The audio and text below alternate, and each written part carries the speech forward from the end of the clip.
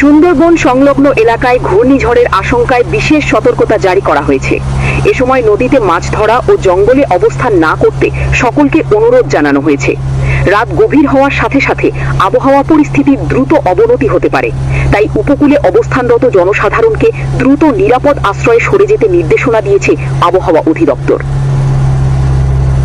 রাত আনুমানিক 10টা নাগাদ ঘুটঘুটে অন্ধকারের মাঝে সুন্দরবনের মাঝ দিয়ে বয়ে চলা ছোট্ট নদীটির উপর দিয়ে চলে যাচ্ছে একটি স্পিড বোট। বোটটি চালাচ্ছেন বন বিভাগের একজন নিম্নস্তরের কর্মকর্তা কৌশিক।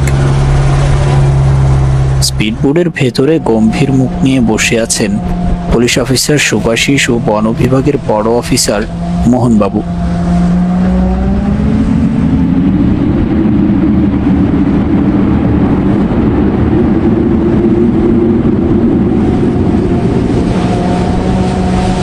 হঠাৎ করে নদীর স্রোত আর বাতাসের গতিবেগ এতটাই তীব্র হলো যে সেই বাতাসের তোড়ে কাঁটা দিয়ে উঠল সকলের শরীর।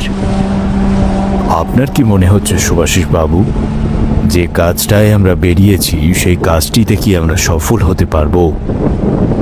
ভগবানের কৃপা থাকলে নিশ্চয়ই সফল হবে, কিন্তু বিষয়টা সেটা না।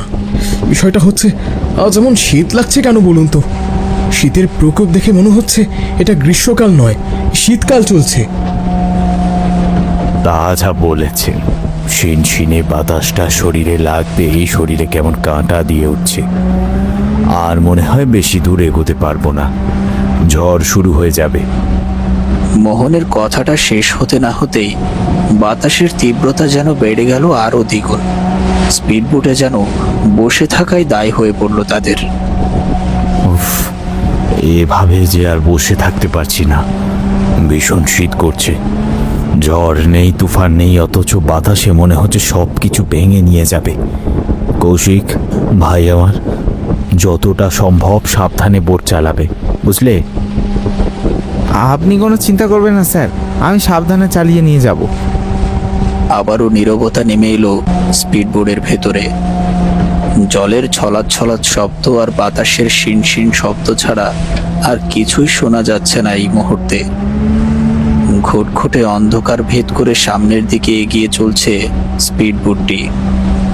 আকাশে চাঁদ থাকলেও তা মেঘে ঢেকে গিয়েছে ঘণ্টাখানেক আগেই।